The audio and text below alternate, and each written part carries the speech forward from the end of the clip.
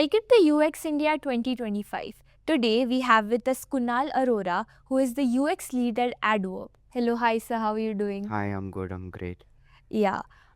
So it's honor to have you here at the UX India platform, and something really interesting about your talk is that you're talking about something that's not talked about yet, Yes. which is about the next million blue collar users. Yes. So this term is new for all of us. So please, can you explain it to the users? Sure. So, blue collar users are people who are doing work like at construction sites, automobile sites, at warehouses, even your Uber, Ola delivery guys, your Swiggy delivery partners, all those people who are doing physical work every day, which you and me can't be able to do it on everyday basis, those are termed as blue collar workers.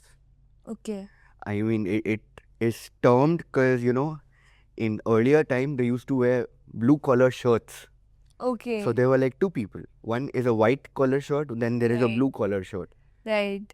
So all the IT people, networking, and all those people used to be fall under the white White collar, collar, right. whereas all the other people, which the physical work, Hmm. all the people that they do is termed under a blue collar force.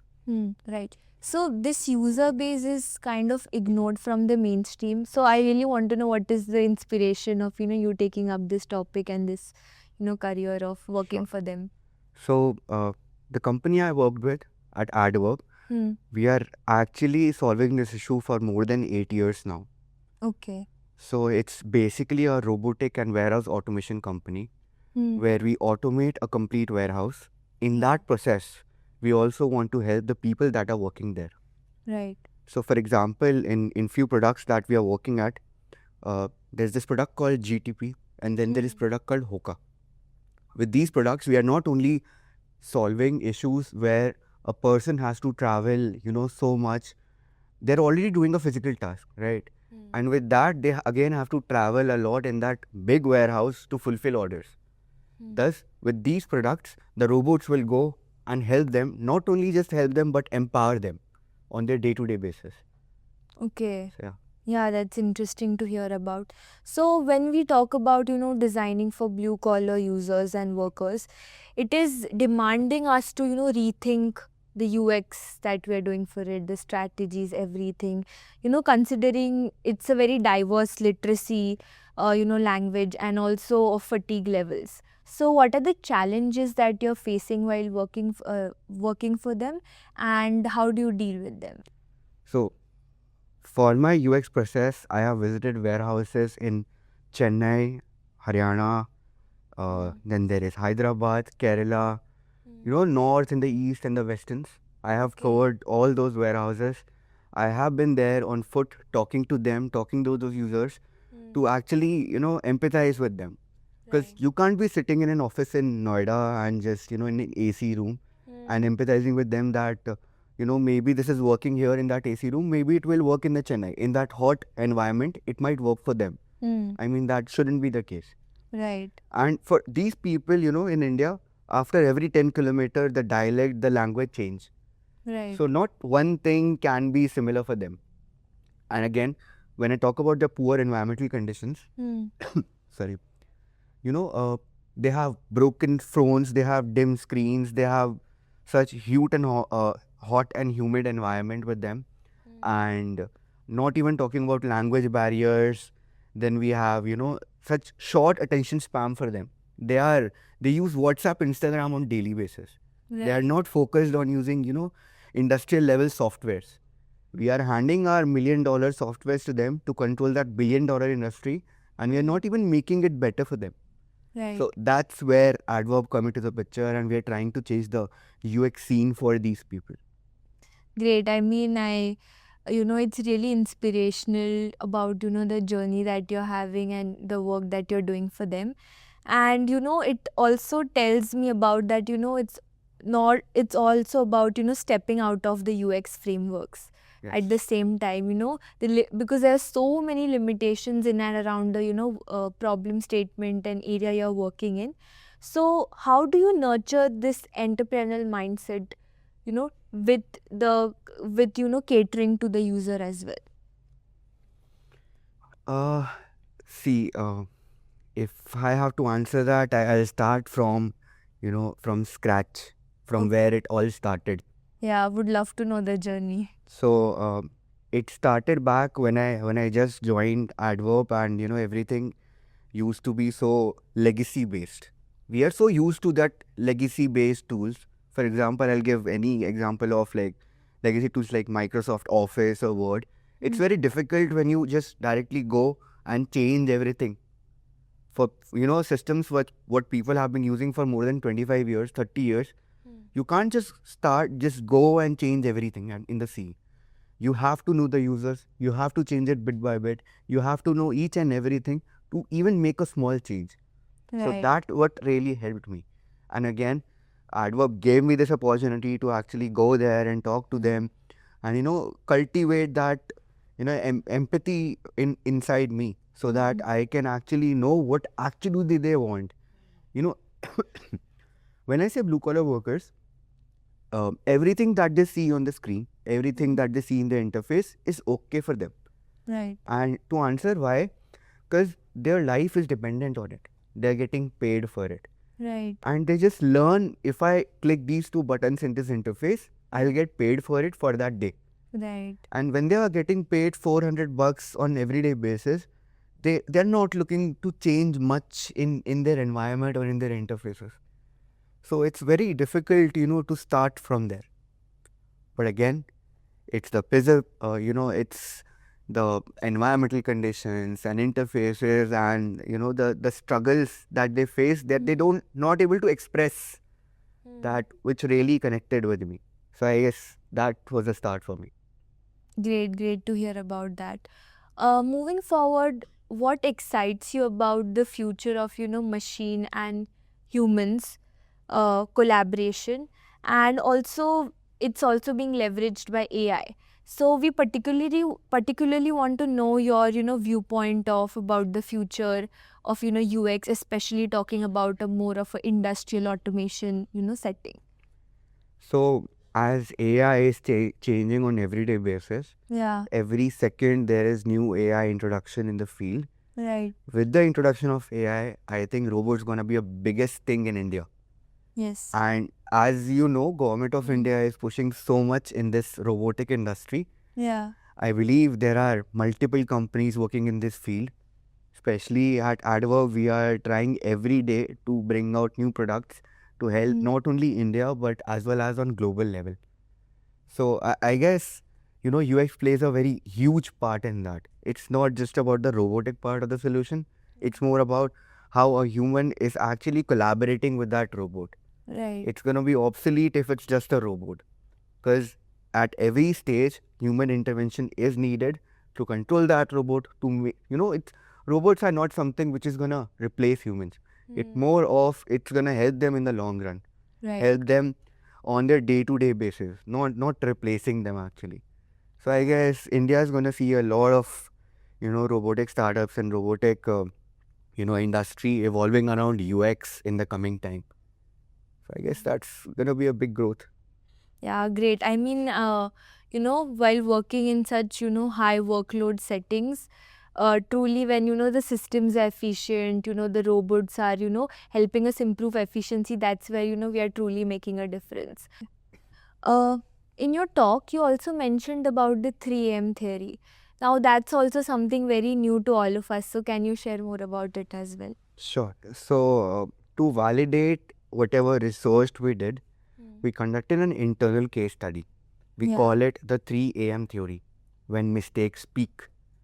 So, it has been seen in any blue collar force work when it's 3 a.m., Yeah. when it's 3 hours left for their shift, when they are exhausted, frustrated, when they are, that pressure to hand over their work to the next operator or the next person, and when they have not performed well in their daily job, when there is a combination and mixture of any of these conditions, they tend to make more mistakes. For example, I'll give you an example here. Let's say you are standing there, you are actually working in that factory, you have not performed well, it's 3 a.m., you're exhausted, frustrated, and then a $3 million robot is standing in front of you with all the red lights going on, Yeah. then at that moment it confuses you. What would you do? Right. You can't actually just go there and click it. Yeah. You You don't know can't. what to do about Exactly. it. Yeah. So that's when mistakes peak. And it has been seen when you combine information overloaded interfaces with poor environmental conditions, it generally leads to operational losses, which directly converts to business losses. So Okay. that's the 3 a.m. theory, which actually validated whatever research that I did. Right. I think the 3M theory is setting up a great context of, such a valuable insight that you shared. Right. Also, moving forward, I also would like to know about, the journey of, let's say a product that you have at Adverb and how you built it. So, product is not built by one person. So it's a collaboration of multiple people, multiple stakeholders. Yeah. So at Adverb, we start from the base. We start from the warehouse where, we are working, we are building everything for them.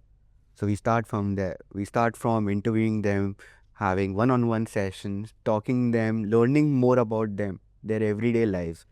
Because these are people with, they don't work in those industries for a long period of time. It has been seen in these industries, they generally come for a day, for a month, for a week, and then they leave. So it's a very temporary industry where the learning curve is not steep, right? Companies can't spend much time in teaching their employees because it's such a rapid growth. I mean, manufacturing, think about it, India is such a large sector at manufacturing. Yeah. And there are tens and thousands of warehouses operational everyday basis, right? So we start from there. After that, once we have, all the information that we need, we all sit together, the product managers, developers, and me, and other people of the UX team. Yeah. And then we start looking at the problem in more details. Yeah. So after that, and the regular process of empathizing, then wireframings, and then having the file designs. And at every stage, we try to test it with them. Because, when you're sitting in that Noida AC office, whatever you see on that white screen, it might look good to you. But when you're actually, taking that phone and standing in that warehouse in such overstimulated environment where everyone is running around and, you can hear all those noises, cranes, that same UI transforms a lot. So there's a lot of thinking goes behind that. So yeah. Yeah, you mentioned that, like developing a product is a collaborative effort and you're working with, let's say, robotic engineers, developers, designers as well. So how are you being the UX lead at Adverb, how are you inculcating that, design culture within the company? Again, as I said, when people are so used to that legacy tools, it's very difficult to incorporate any change. Yeah. Right. So at Adverb, we are trying to be user centric, approach. We're trying to inculcate that on everyday basis by, because we want that healthy change in our operators for the coming journey, for the coming warehouses. As India is gonna grow, we're gonna improve that UX not only just for warehouse industry, but as well as we are entering into medical robotics as well, and other parts of robotic sectors as well. So it's not just inculcating UX for warehouses, but Adverb has been playing a role in introducing UX for all the other industries related to robotics and automation as well. So I guess again, I have to give kudos to our founders, Sangeet and Abhishek and Beer and all these guys. I mean, they have seen that dream to actually make Adverb the first company where, it's going to be user-centric first. So I hope you'll see a lot more change in the coming years. Yeah, I mean, great to hear that. Moving forward, the last segment of the conversation is a rapid fire round. I'll be having a few questions for you that you need to answer in one word. So, are you ready for it? Sure, I'm ready. Yes. Describe yourself in one word. Persistent. Oh, amazing. One book or movie that you find inspiring. Um, actually, I love this book called The Monk Who Sold His Ferrari. Yeah. So it really inspired me back during the day. So yeah. Great. What's the best part of your work day? Uh, I don't know. Maybe it's not the best part, but it's what I love. I love talking to people. I love actually sitting with those blue collar workers and just having one on with them. Yeah, yeah, that's a great answer. I mean, I could, totally, draw similarity to what all you said before as well. What do you love about UX India? I love all the speakers, the content they bring, Yeah. everything they bring on the table, and this huge platform, bringing all the people from different industries together. It's Yeah. not just an opportunity for us to collaborate with them, but to understand them, network with them, and grow, this industry more. I mean, it's still a very, big industry and needs to be bigger. It definitely needs to be a bigger industry. Great. If not design, what other field would you be in? I would love to be in aeronautics or definitely in robotics. So these are two of my favorite fields. So Yeah. Great. That's it for today's interview, Kunal. Thank you so much for being here and for giving your time for thank you this. so much. We learned a lot about, the automation industry, about UX. So thank you so much. Thank you.